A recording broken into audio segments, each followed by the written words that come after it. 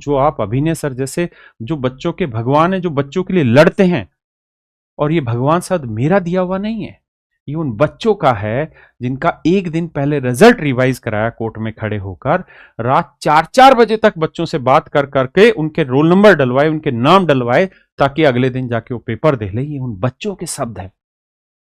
आप ऐसे आदमी को कह रहे हैं। और आप ये मत सोचिएगा कि मैं अभिनय की तारीफ कर रहा हूं क्योंकि वो मेरे सेंटर पे पढ़ा रहे हैं या कैरेबियल में पढ़ा रहे हैं। पहली बात, ये स्पष्ट रूप से मैं बहुत अच्छे से जानता हूं, वो ऐसी तलवार है जो किसी मयान में नहीं बैठेगी। ठीक है, जिसने इस गलत फहमी में अपने आप को जिया है, उससे बड़ा बेवकूफ कोई नहीं है। वो एक आदमी है जो बच्चों के लिए निस्वार्थ दिलो जान से लड़ता है। और एक आपने अपनी कल की वीडियो में आरोप लगाया, और वो मैं कहता हूं कि आप गाली दे देते ना सामने वाले को, वो बर्दाश्त हो जाती। आप उसे कुछ और कह देते, वो बर्दाश्त हो जाती। आपने आज तक के इतिहास का सबसे बड़ा आरोप लगा दिया अभिनय सर पे कि वो पैसे लेके पेपर सोल्वर बने। आपको जिस चीज का रत्ती भर भी नहीं पता, आपने इतना बड़ा उस पर इल्जाम लगा दिया, वो भी मेरा नाम लेकर, कि राकेश सर ने वो सारे सबूत दिए इनके खिलाफ। अरे भाई, कम से कम पूरे मुद्दे को तो जान लेता।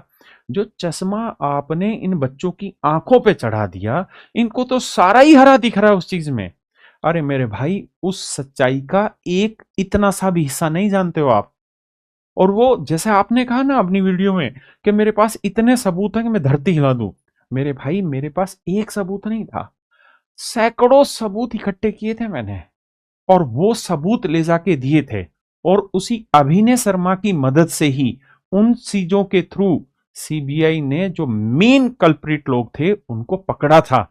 शायद आप इस बात को समझते नहीं थे। यही वो व्यक्ति था जिसकी वजह से वो पूरा स्कैंडल पकड़ा गया, इसकी मदद से वो सारा स्कैंडल पकड़ा गया। लेकिन शायद आपको उचित नहीं लगा ये चीज जानना। आपको उचित नहीं लगा कि मैं पहले इस केस के बारे में डिटेल में जान लूं, पहले पता कर लूं नीतू मैम से या राकेश यादव सर से कि कैसे इस चीज को, मुद्दे को क्या हुआ था मुद्दा। अरे मेरे भाई, जैसे पेपर का एनालिसिस होता है ना, इस तरह से उनका जिस दिन पेपर हुआ, जिन बच्चों का पेपर होने के 2 दिन बाद या 1 दिन बाद कुछ बच्चों ने इनके पास स्क्रीनशॉट भेज दिए थे, और वही स्क्रीनशॉट इन्होंने यूट्यूब पे पढ़ा दिया था। यह कब की बात है?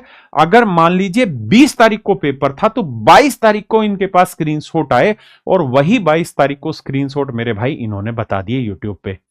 उसी चीज से मेरे दिमाग में हल्का सा ठनक बैठ गई कि इनके पास ये एग्जैक्ट ऑप्शन कहां से आए, वो ऑप्शन कहां से आए, उसके पास कहां से आए, उसके पास कहां से आए। वो पूरी चेन पकड़ी थी, पूरी की पूरी चेन।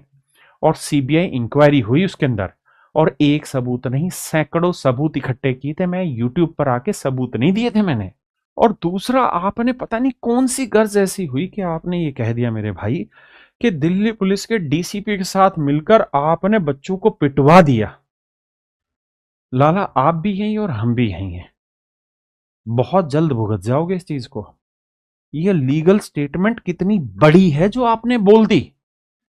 ये इनकी इंटीग्रिटी पर भी आपने सवाल खड़ा कर दिया, दिल्ली पुलिस की इंटीग्रिटी पे भी सवाल खड़ा कर दिया कि अभिनय सर ने डीसीपी के साथ आपको पिटवा दिया। अब आप इसको भुगतोगे आने वाले वक्त में। इसलिए शब्दों का इस्तेमाल बहुत संयमित और सही होना चाहिए। आपको शायद पता ही नहीं है कि आपने क्या क्या आरोप लगा दिए, और वो भी यूट्यूब पर खड़े होकर।